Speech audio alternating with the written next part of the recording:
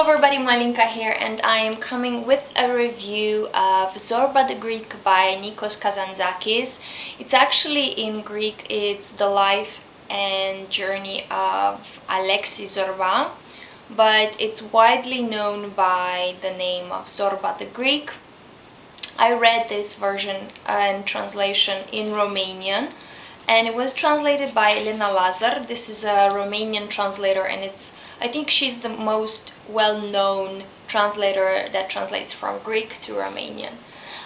Basically, I loved this book and I wanted to read the whole book ever since I studied Greek language and literature, and mainly because when you say Zorba the Greek, you think of the movie with Anthony Quinn, and you think of the sirtaki, of the song, and of course.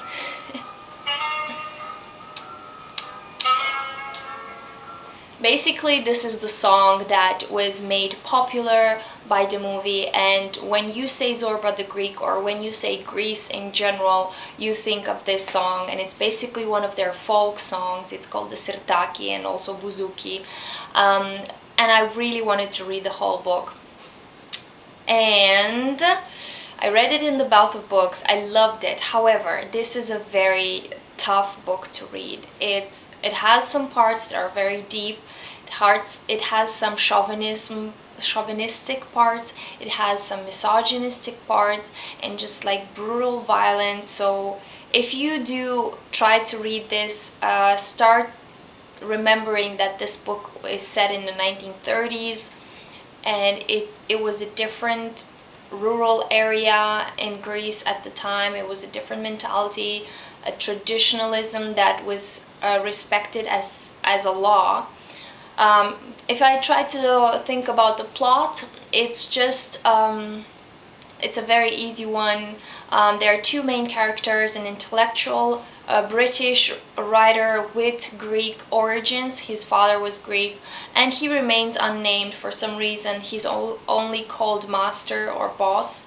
And Alexis Zorba, who is a Greek, and they meet in Piraeus while waiting for the storm to set in. The English writer wants to go to Crete to start a mining business and to get to know more the real life. Basically, he lived most of his life reading philosophers, religious books, just to try to find out the purpose of life. At the same time, Alexis Zorba has not read. He doesn't care for books as much. He has cared for life. He has lived a lot. From what he tells to his master, he has fought in wars, he has been to Russia, he has been married several times. He's the guy that sees an opportunity, takes it, takes everything that is possibly able to be taken, and then moves on if the possibility is over.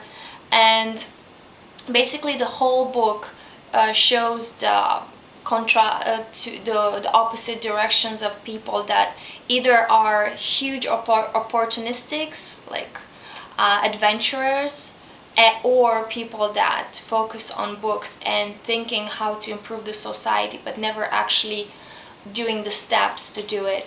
So they meet in this cafe in Piraeus, and Zorba hunts him and convinces him basically to let him work for master. They arrive to Crete, they find a hotel there, and apparently Zorba's specialty is to hook up with widows. So he finds the hotel owner is a widow, it's a French lady, so he starts an adventure with her. And the mining business goes so. It's not about the business for the master, is more about finding himself as a practical person compared to as a philosophic writer as he was until that time.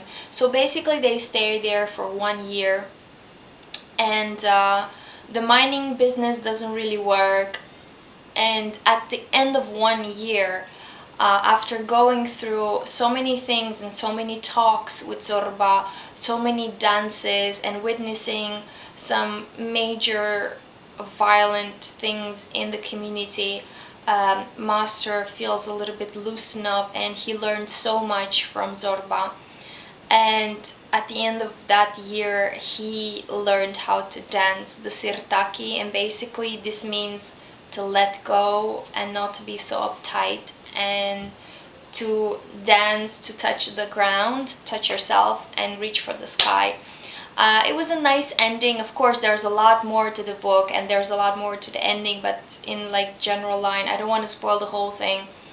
I really liked it, and it made me really think, what type of person am I? Am I the reader, or am I Zorba who does things? And I discovered that I'm a reader, so I don't know if I like that so very much. But by the way, there is the movie also. I watched it. I loved it. It's a little bit softer, I have to say. There is not as much misogynism on Zorba's behalf. Like in the book, he's presented more with more details, and the violence is a bit toned down. However, there's still those scenes that are important to the book.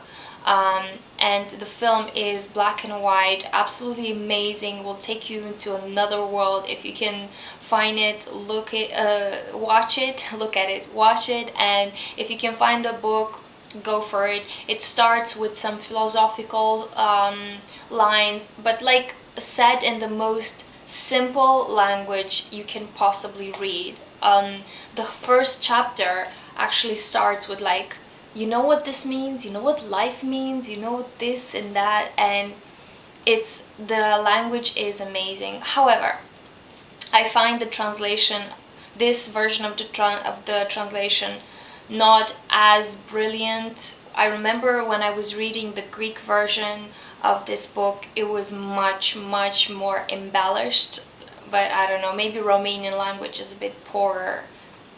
But anyways, if you find the book, go for it, read it, let me know if you read it, let me know if you saw the film at least, and I hope that you give it a chance to Zorba the Greek. Bye bye.